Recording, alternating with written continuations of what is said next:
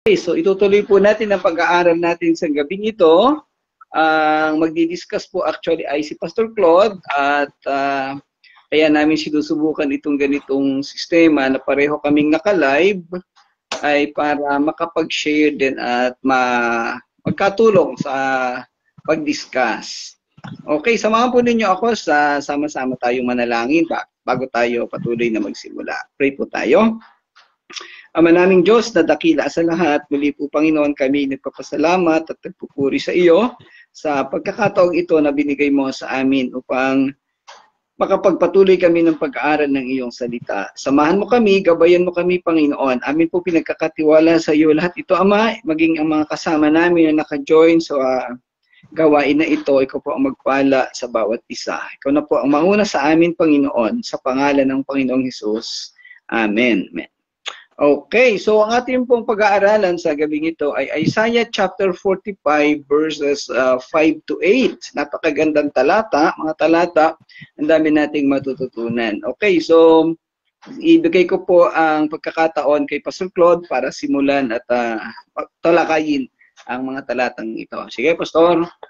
Yes, salamat po, Pastor Dom. Actually, sinubukan po namin ito para at least, di ba, dalawa yung pwedeng mag-share at kung may nakalimutan ako sa part ng isang verse, pwedeng idagdag ni Pastor Dom, no? Actually, ito po yung isa sa pinakamagandang pag-aaral kasi maraming nagbabahagi pero siyempre nakatutok pa rin dun sa mismong topic or yung sa verse, no?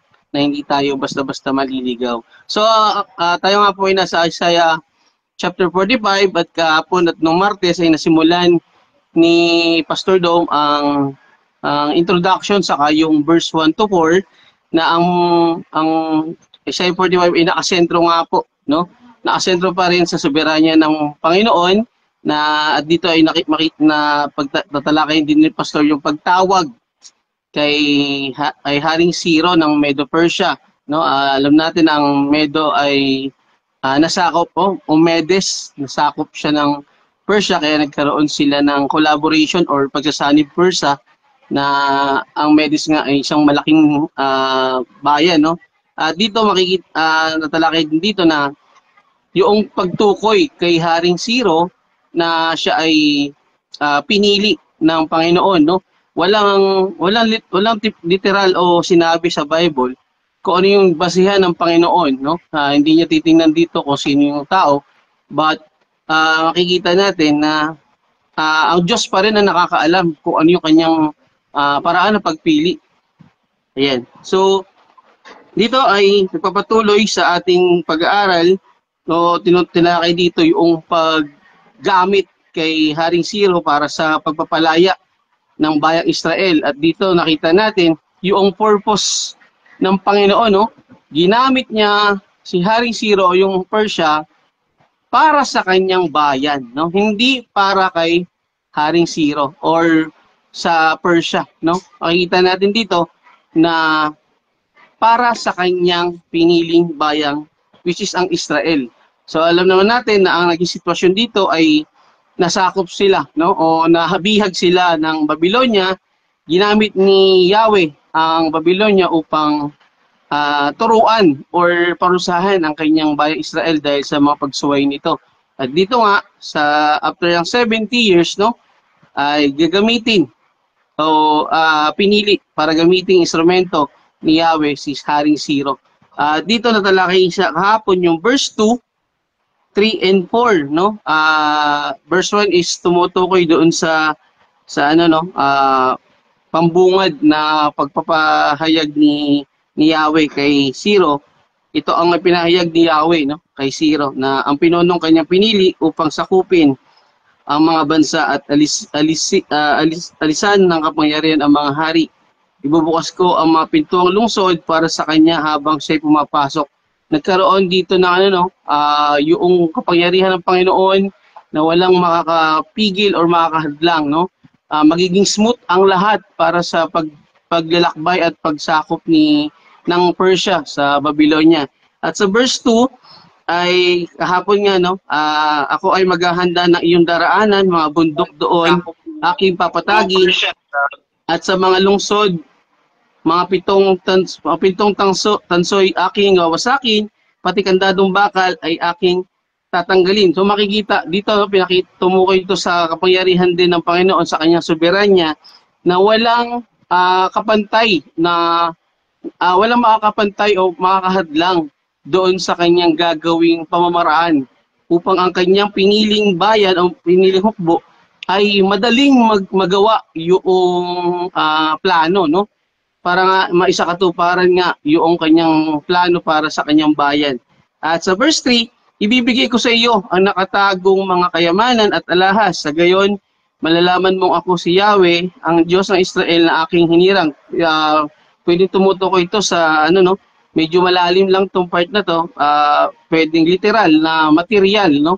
O physical na bagay na alam naman natin pag sumakop ang isang hari at tinalo niya yung isang bansa ay makakamkam niya yung mga kayamanan nito, no? Pwedeng yun yung tinutukoy dito at mga tangible na pwedeng ibigay ng Panginoon.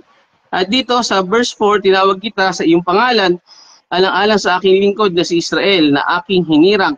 Binigyan kita ng malaking karangalan kahit hindi mo ko nakikilala. So ito nga po yung may malalim na ugnayan, no, sa kanyang bayan na kanyang pinili yung isang hukbo upang gamitin ito para sa ikababalik o pagbabalik ng kanyang bayan doon sa kaunlaran, no, sa kanyang gagawing pagbabago o restoration.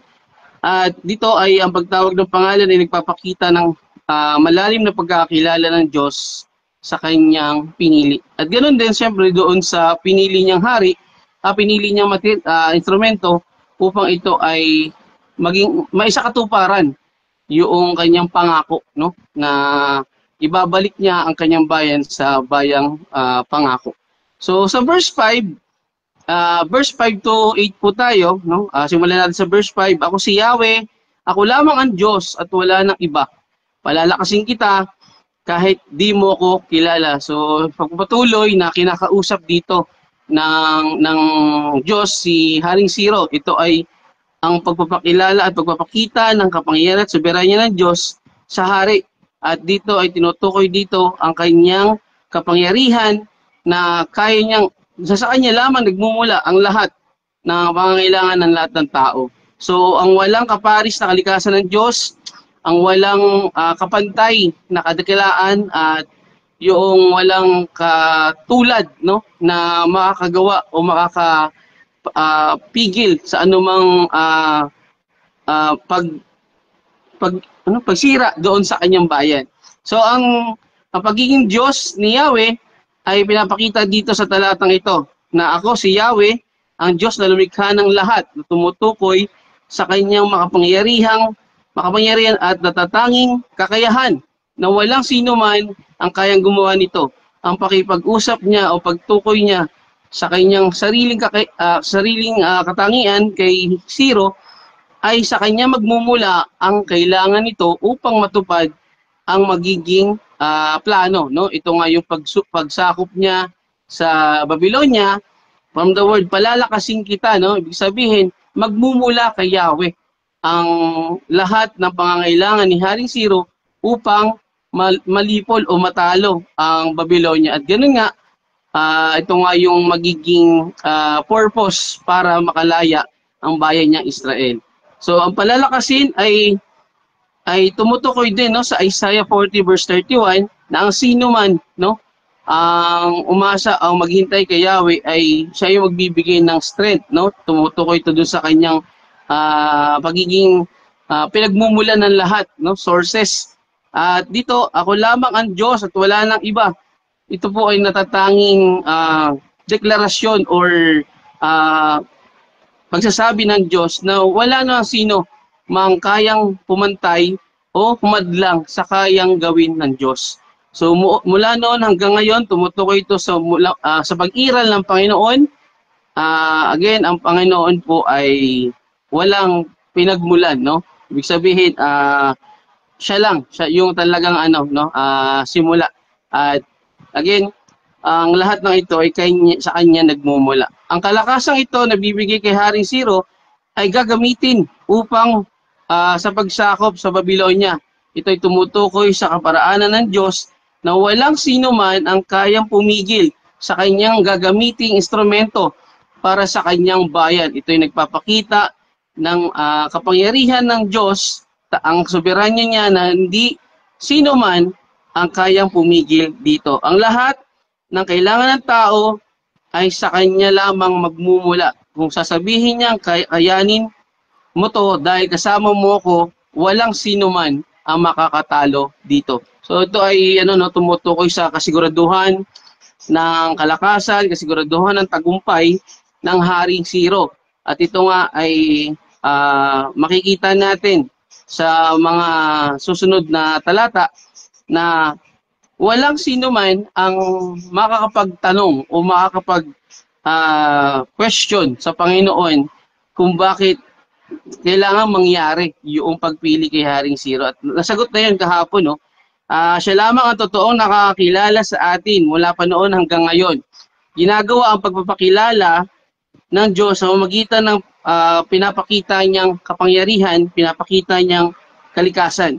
Alam na ng Diyos ang ating purpose. Kaya tayo ay patuloy niyang pinapaalalahanan at kinakausap, no? Hindi natin kayang maarok ang kanyang kaisipan. Ang tanging kakayanan ng Diyos, ang tanging kakayanan ng tao ay ang sumunod. Yan. So palalakasin kita kahit di mo nakikilala isang linya na natatanging ang inaasahan mong sa sarili ay hindi mo makukuha, no? Ibig sabihin, sa Panginoon lamang ang dapat nating pag-asa o pagtitiwala. Yan. Siya lamang ang pinagmumulan ng kalikasan. Siya lamang ang pinagmulan ng lahat.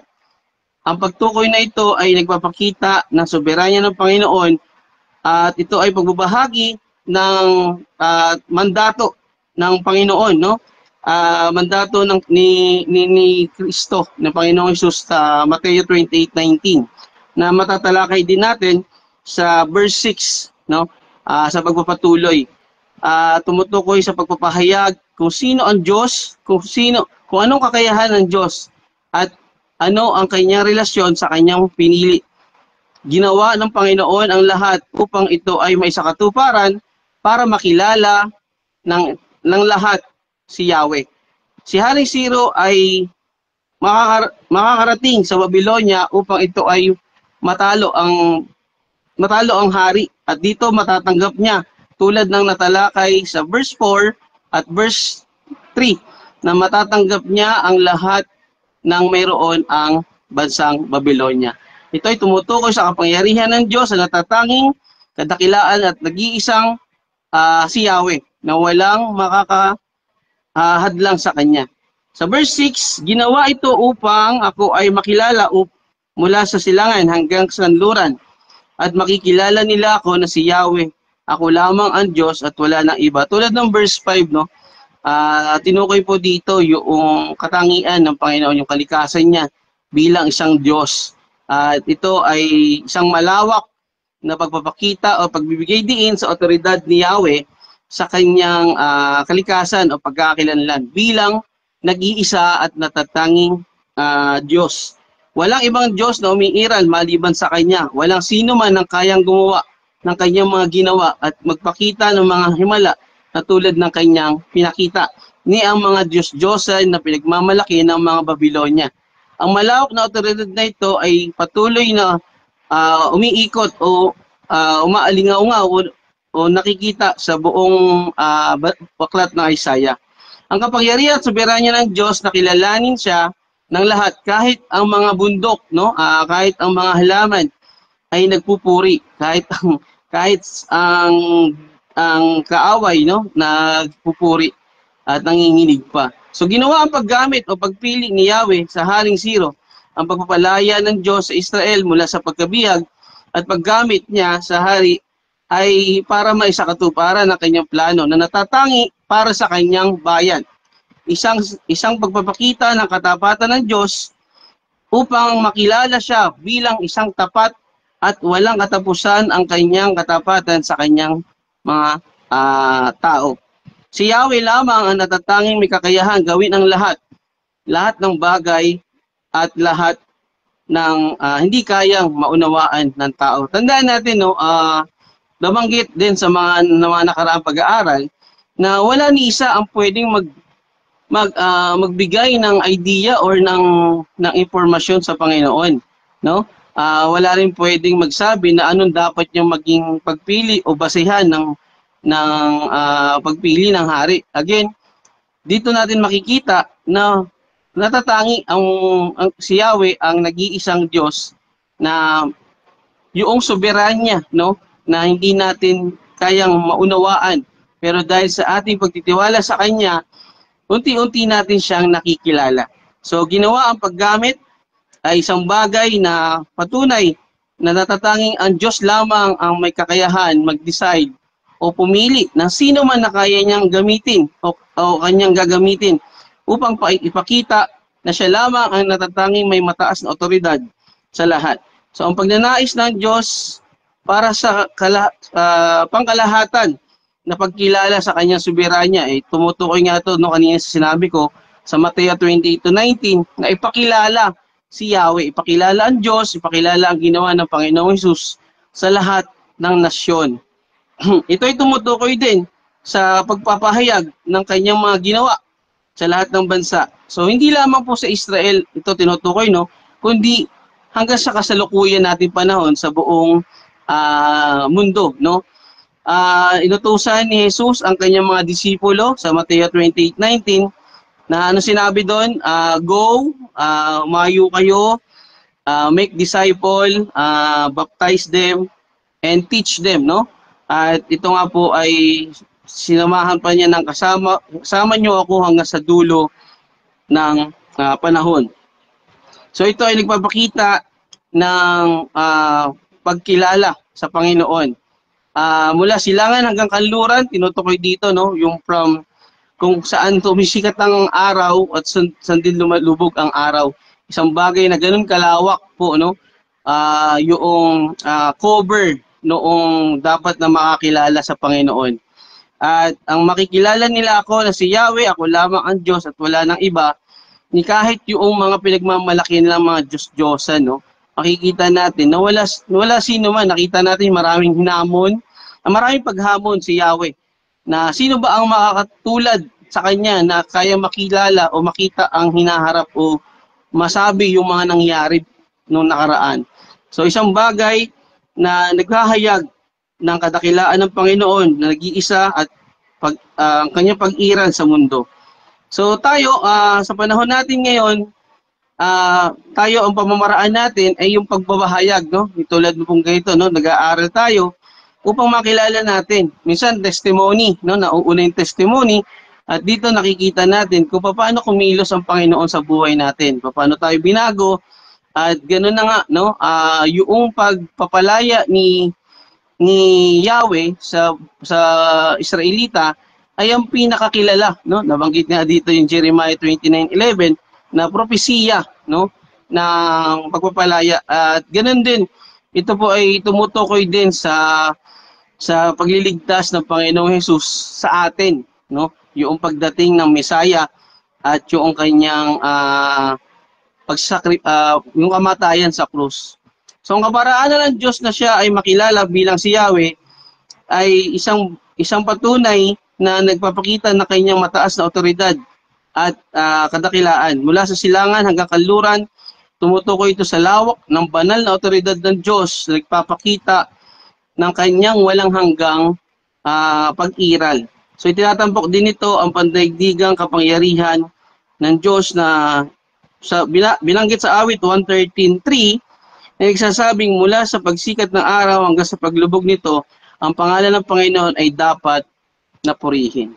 Yan. So ang talatang din ito ay nagmumungkahi ng presensya ng Diyos sa lahat ng sitwasyon. Hindi lang para sa isang lokasyon, ngunit tumutukoy ito sa kanyang pagiging omnipresent, no? Yung pangkalahatan sa buong mundo.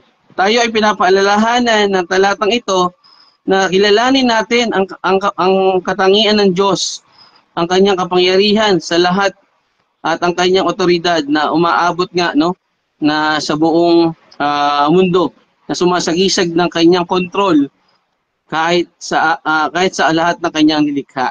So naglalarawan din ito ng kanyang pagpapahayag na kung sino siya no sa pamamagitan ng pag-share ng evangelism.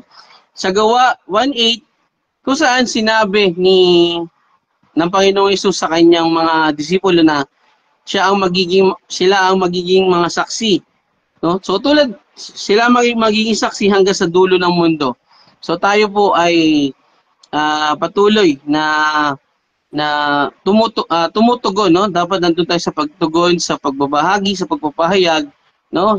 Different ways, no? Marami tayong ginagawa, mayroong street evangelism, meron namang house church na Bible study, at meron naman minsan, no, mabahagi na muna ng testimony. Madalas ay yun pala yung way ng Panginoon para siya ay makakilala at ginamit tayo. Yan. So, ang pagpapahayag ng kanyang kadakilaan ang dapat siya ay makilala ng lahat ng bansa. Ito ay nagpapakita ng pagsunod sa kanyang mandato at paggalang sa kapangyarihan ng Panginoon. Nagpapahiwatig din ito at nagbibigay diin sa kanyang layunin na makilala siya ng lahat. Nagpapatibay rin sa usapin ng nag-iisang Diyos or monotheistikong paniniwala, no? Ito ay ang sentro. Ito ay sentro ng pananampalataya ng Israel na ito ay kabaliktaran noong mga sumasamba sa mga Diyos-Diyosan, kultura at nakapalibot na mga namumuhay sa paggawa ng mga inukitang kahoy. Tulad ng Babylonia at Egyptian na hindi sumamba no sa Diyos, sa tunay na Diyos. Marami silang kinilala na mga Diyos-Diyosan na kanilang pinagmamalaki, subalit sa dulo ay walang magagawa sa kanyang pagsakop sa pamagitan ng Persia. So ito ay nagpapakita rin ng idolatriya, no, na wala sino man ang makakapantay sa nag-iisang Diyos na si Yahweh. So marami siyang dito no, marami naging pahayag ang Panginoon na tinutukoy niya nasaan ang inyong mga pinagmamalaki, ang inyong mga inaasahan. Although alam ng Panginoon na wala naman talaga itong kakayanan. Kasi kailangan mo pang bitbitin at ilagay sa isang pwesto para hindi maalis. So doon pa lang contradicted na sa pagiging omnipresent, di ba? So again, ang deklarasyon na ako ang Panginoon ay nagpapakita at nagbibigay diin sa katapatan ng Diyos at ang kanyang tungkulin bilang pinakamataas na pinuno at may pinakamataas na otoridad. Nagpapatibay sa pagiging eksklusibo ng Diyos o nag-iisa na tatangi. Ito ay nagsisilbing isang paalaala para sa lahat hanggang sa panahon natin ngayon na wala tayong ibang dapat na asahan o pagkatiwalaan. Ang pagpili ng Panginoon, ang pagpili noon pa man ay nangyari na, no? Tayo ay dapat natin maunawaan ang tunay na layunin ng bawat isa dito sa mundo. Tayo ay hindi lang nabuhay upang mabuhay lang, kundi tayo ay para magpuri at kilalanin ng Diyos at siya ay ibahagi sa lahat. Yan. So, yan. Unawain na walang ibang Diyos maliban sa Panginoon. Ang pagiging iisa ng Diyos ay nangangailangan ng hindi nahahating pagsamba at nagtatanging katapatan lamang sa Kanya. Yan. Sa verse 7, ako ang lumikha ng dilim at liwanag. Ako ang nagpapahintulot ng kaginhawahan at kapahamakan. Isang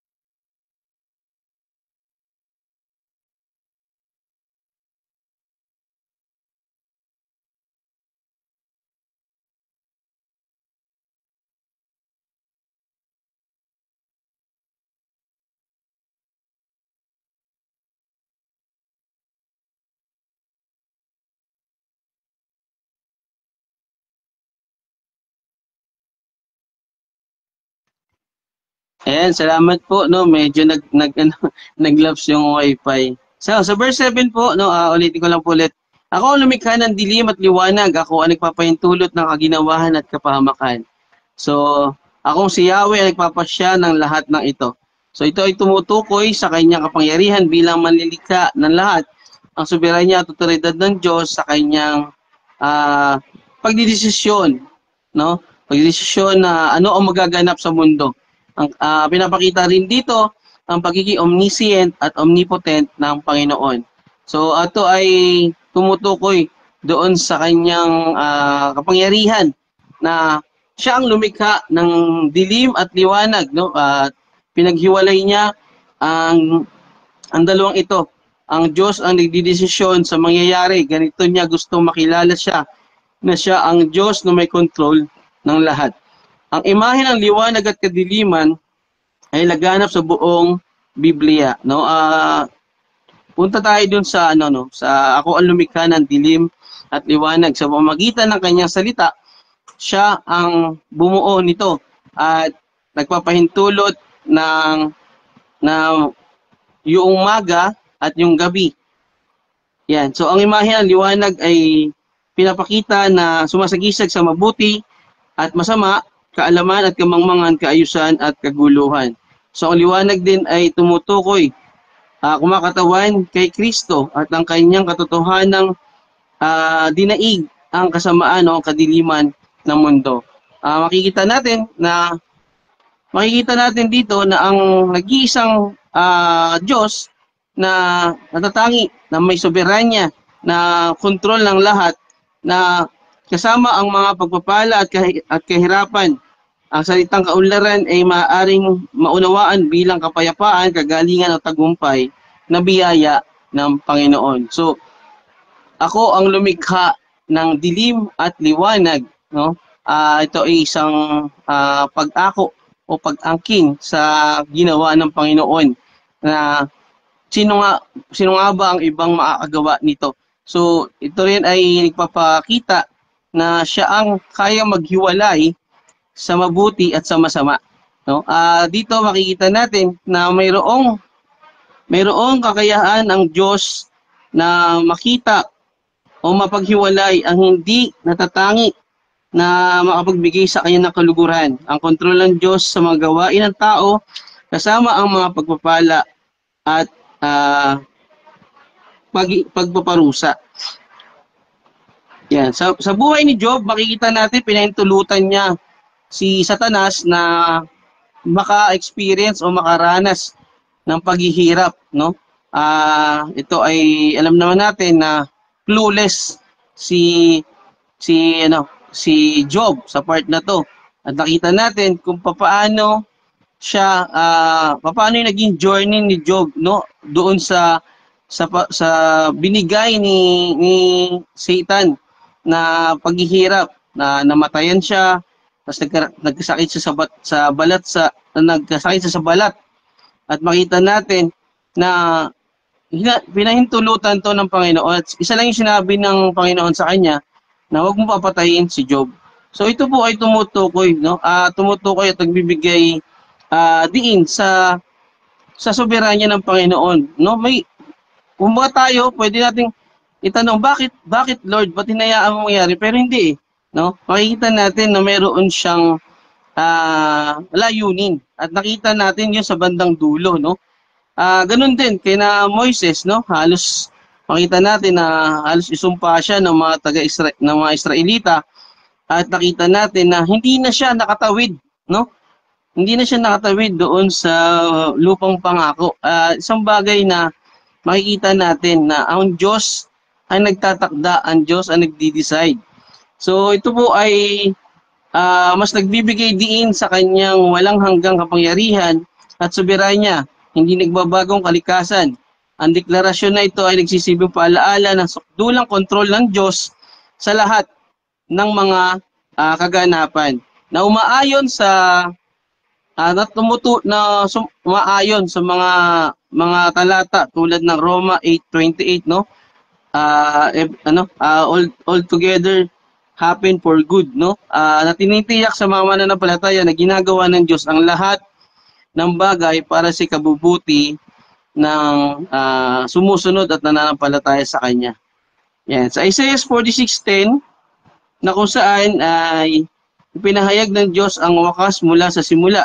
Ang pagtawag na ang parehalang ito ay tumatawag sa mananampalataya na magtiwala sa nag-iisang Panginoon, no? Na siya yung lumikha ng lahat, siya yung naglagay sa tubig hanggang diyan lang yung dagat, ganoon din sa mga halaman, ganoon din sa lahat ng kanyang nilikha, na dapat natin maunawaan kung gaano makapangyarihan ng Panginoon. Dahil sa kanyang salita, nabuo tayo, no?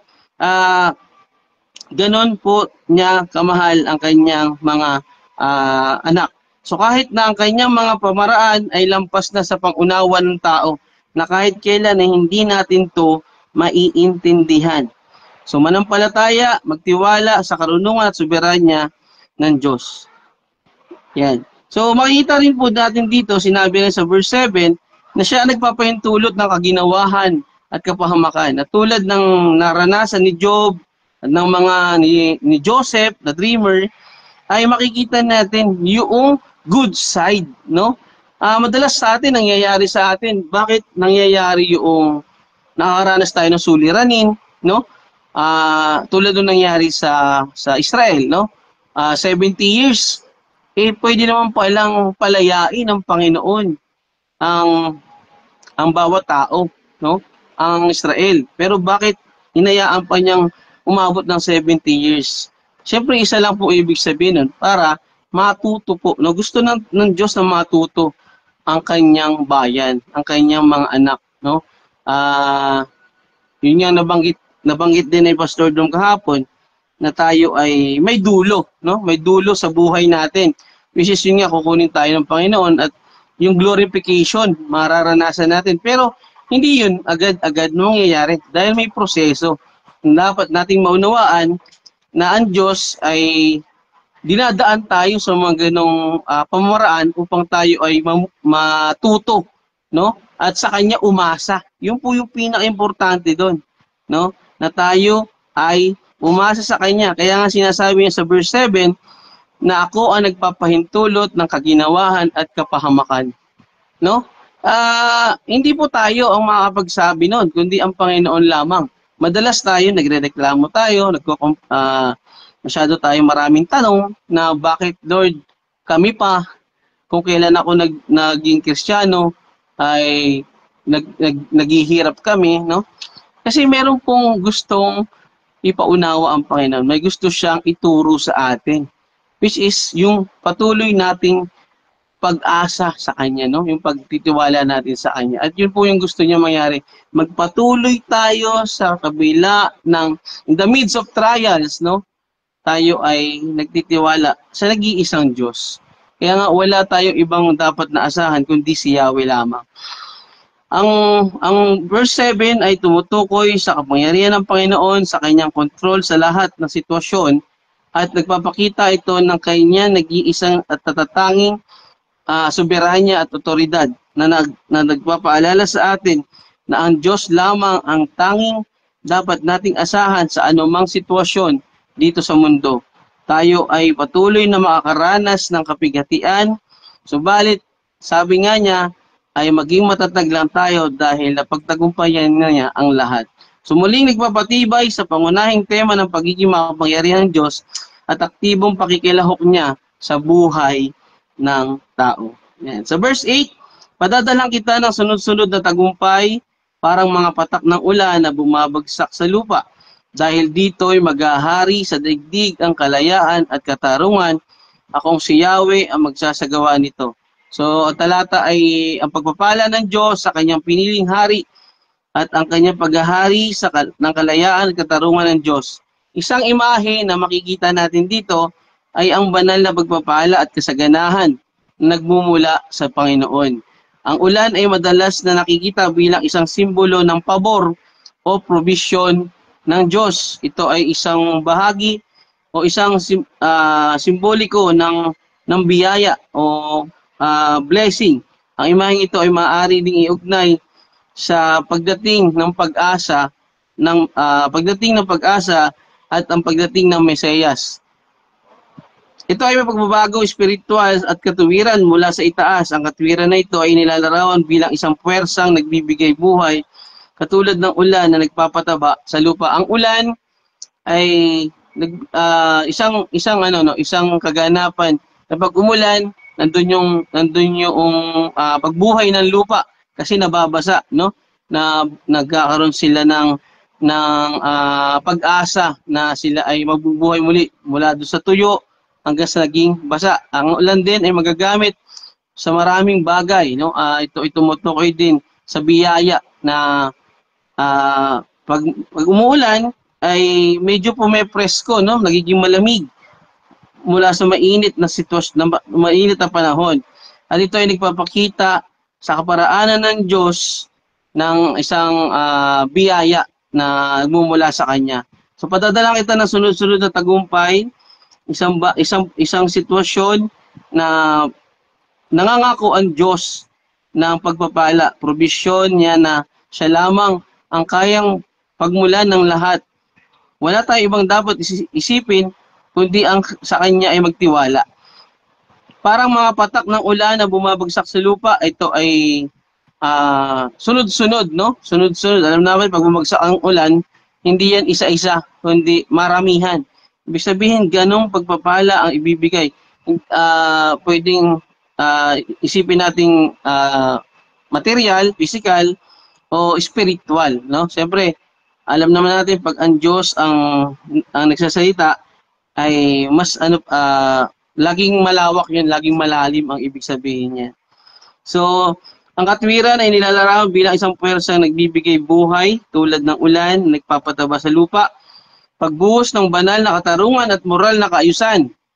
Ang pagbubukas ng lahat ay nagpapahiwatig ng pagtanggap ng mga banal na pagpapala. So parang ano po, no, sa sitwasyon na tayo nakakaranas ng suliranin, ng paghihirap, ng kabigatan, madalas ito ay nararanasan nating tuyot na lupa, no? Parang tuyot na lupa.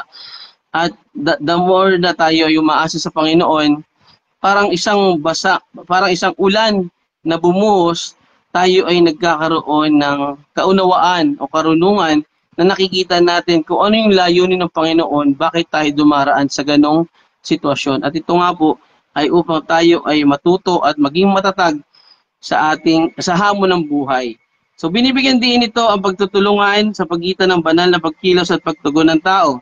Ang kaligtasan ay inilalarawan bilang isang halaman na lumalaki at yumayabong, na nagpapahiwatig ng isang proseso ng paglago at pag-unlad. So ito nga po ay tumutukoy din sa ginamit na illustration, which ang agrikultura, isang sitwasyon ng pamumuhay na kailangan ng tubig, no?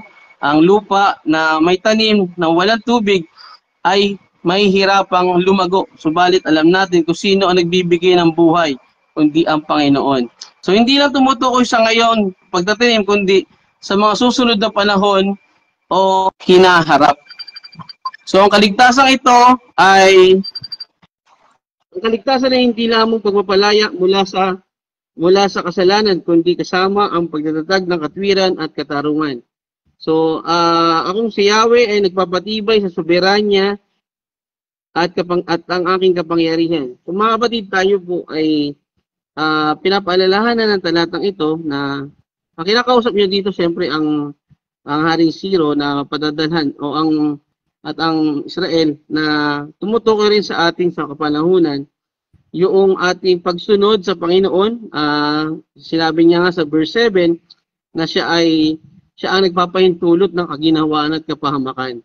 At dito, dahil sa ating pagsunod, sa ating pagtugon, ay mararanasan natin yung biyaya ng Panginoon na hindi lang tumutukoy sa material kundi sa spiritual.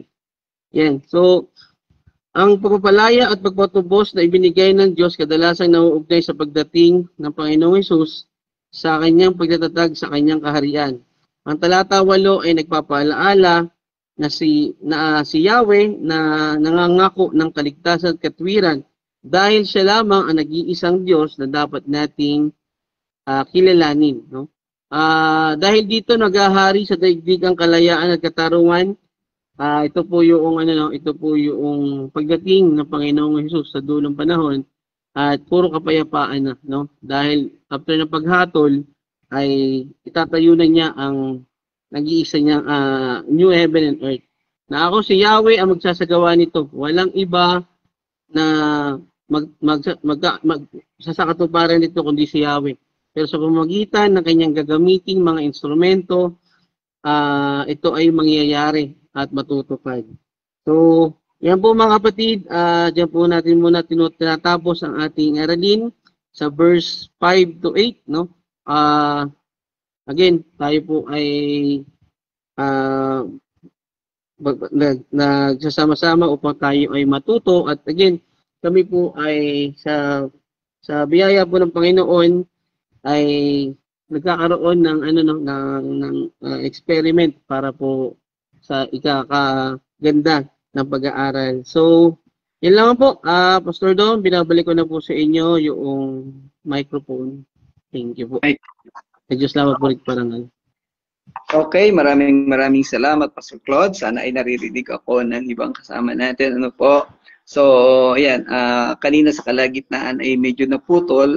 Tinitingnan po natin kung paano pa natin mai-improve ang ating gawain po na ito. Ano po? Para mas maging kapaki-pakinabang. Kasi medyo boring pag laging pare-pareho di ba? So, tingnan natin yan. Ngayon, doon sa discuss ni Pastor Claude, napakaganda ng mga topic. So, may dadagdag lang akong konti. Ano po? Bigyan niyo ako ng siguro mga 5 minutes. Konti lang ito.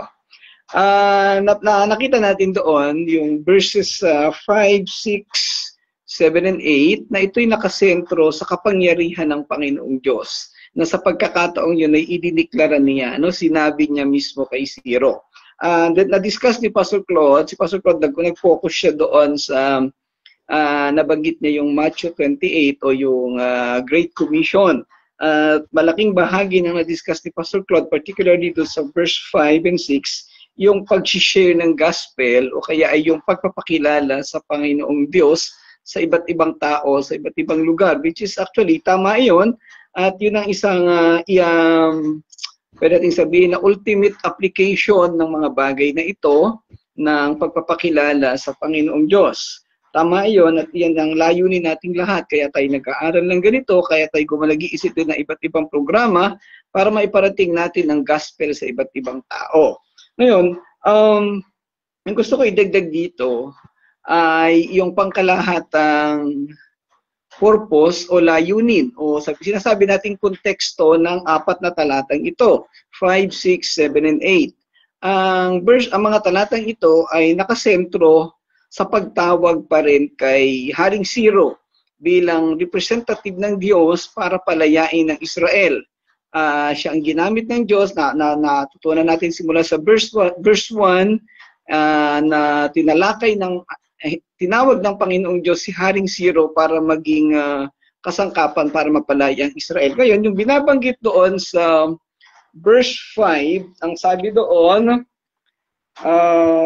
ako si Yahweh, ako lamang ang Diyos at wala nang iba, palalakasin kita kahit hindi mo ako nakikilala.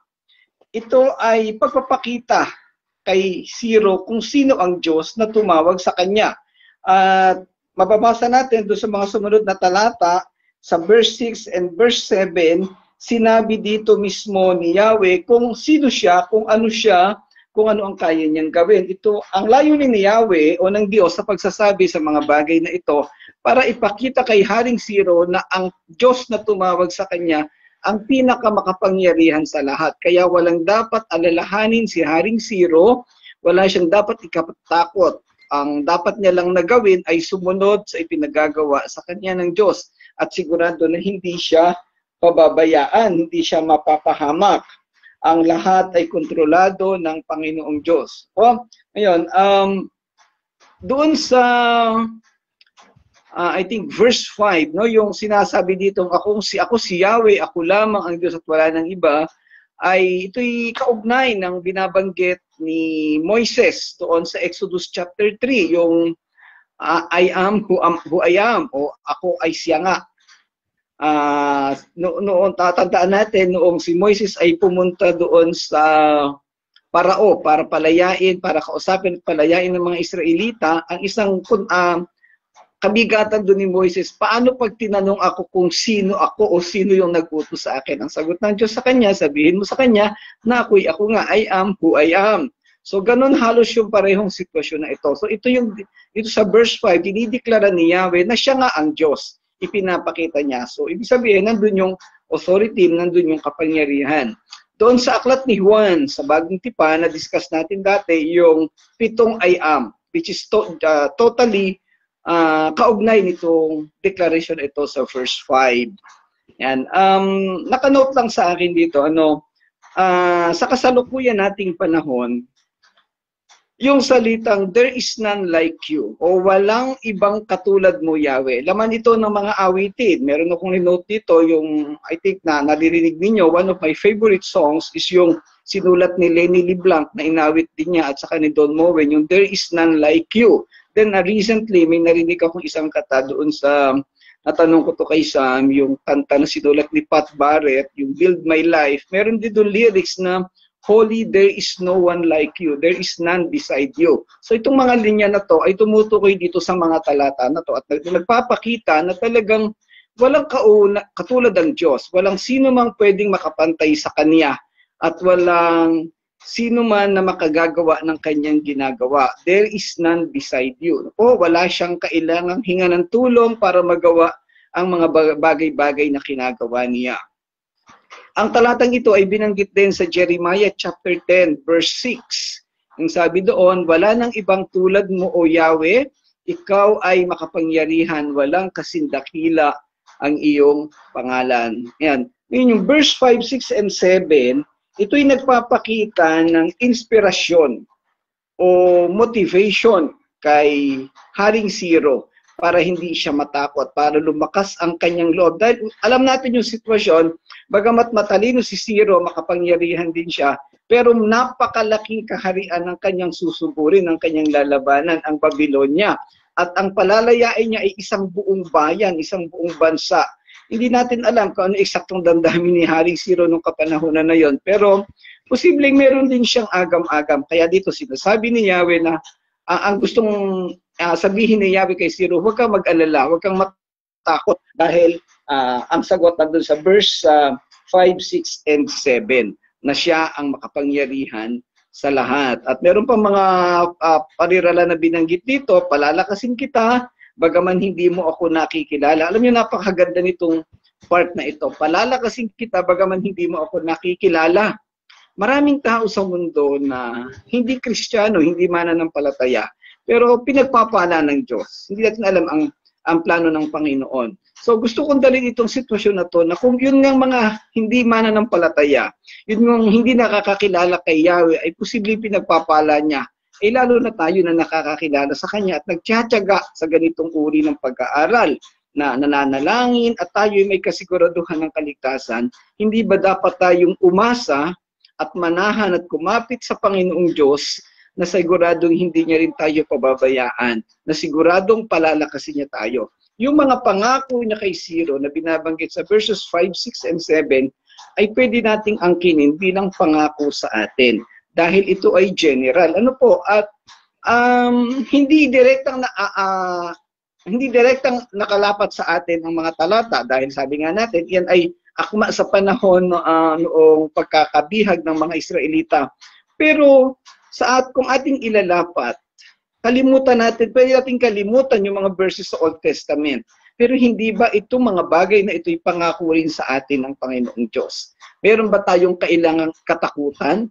Meron ba tayong mga bagay na dapat maging agam-agam o pag-alala? Hindi ba't ang Diyos ay nagmamahal at nagmamalasakit sa atin? Dali natin doon sa konteksto na sa kasalukuyang panahon, ang daming nangyayaring mabigat sa buhay natin. Pero yet, hindi tayo pinababayaan ng Panginoong Diyos. Dahil siya ay Diyos. Siya ay may sovereignty, siya ay may karapatan na gawin ang lahat ng bagay na tumutugon sa kaniyang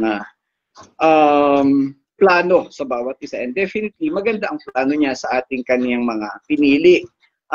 Alam nating lahat, hindi lang Israel ang pinili ng Diyos. Tayo mga hintil ay iniugnay sa Kanya. Okay.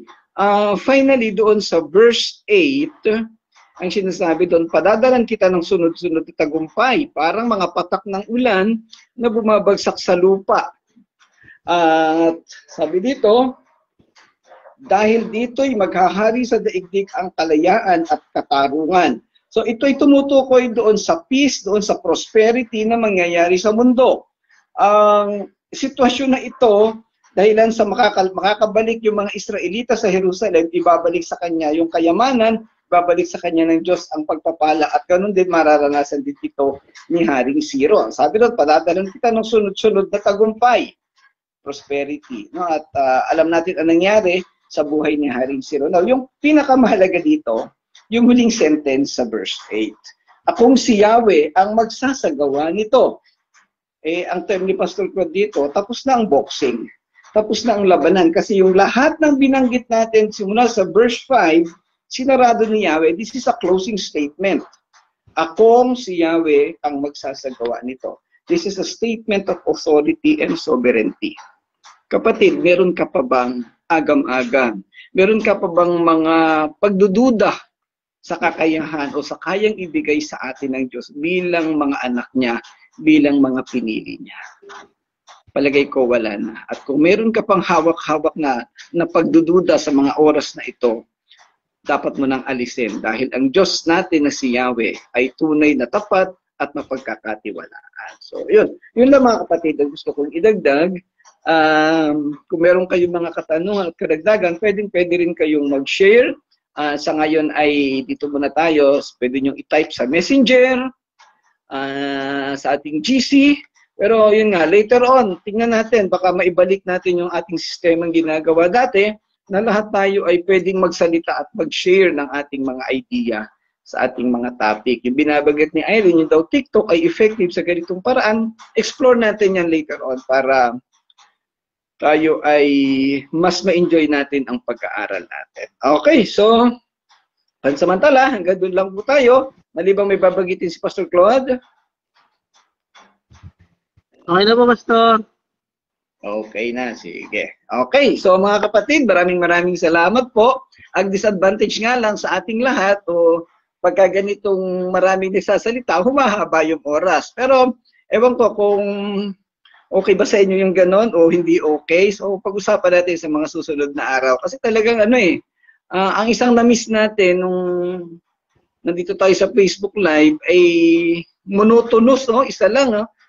Minsan nga, nagdi-discuss ako, tapos nakita ko nandiyan sa screen, parang minsan iniisip ko, may kasama pa kaya ako nakikinig dito. Ayan, at least sa ganitong merong kausap, may nakikita, alam natin na aktibo ang lahat. Hindi pa po ako nagdududa. Ayan po. Kanina akala ko nangawala kayo nung nawala si Pastor Claude, kaya ako nag-message. Okay, so atin pong ipagpasalamat sa Panginoon ang mga bagay na to. Ito po ay biyaya at opportunity natin lahat na magpatuloy na matuto sa kanyang mga salita. Sige mga kapatid, samahan po ninyo ako sa ating panghuling panalangin. Pray tayo. Ama naming Diyos na dakila sa lahat, kami po ay patuloy na nagpapasalamat, nagpupuri sa iyo sa napakagandang opportunity na binigay mo sa amin upang makapagpatuloy na mag-aral ng iyong salita. At salamat sa iba't ibang platform, sa iba't ibang pamamaraan na binigay mo sa amin upang maging epektibo at ma-enjoy namin ang gawain. Mapalawak po ito sa kapakinabangan ng bawat isa at sa kapurihan ng iyong pangalan. Patuloy mo kaming gabayan at pangunahan, Panginoon, ang lahat ng nag-join sa gawain pong ito, ikaw huwag pala at magsaayos ng aming mga buhay. Amin pong iniaalay sa iyo ang pinakamataas na papuri at pasasalamat sa tanging pangalan ng Panginoong Hesus. Amen. Amen. Okay, salamat mga kapatid. Pagpalain kayo ng Panginoon. Salamat, Pastor Claude. Pastor Nanding, salamat po. Sister Irene, pamilya ni Ate Alma, si Gabriel Sanico, mga kaibigan ko ni Pastor Claude, si Cedric, sino pa ba ang naan dyan? Ayan, para baka may mamiss ako eh. Hindi ko rin alam kung nag-a-appear lahat dito. Kasi pag hindi ka nag-message, hindi nag-a-appear ang pangalan mo eh. Ayan. Okay, so yun po. So maraming salamat mga kapatid. Kita-kita po tayo muli bukas ng gabi sa pagpapatuloy ng ating pag-aaral. God bless everyone. Pagpalain kayong lahat ng Panginoon. To God be the glory. Bye.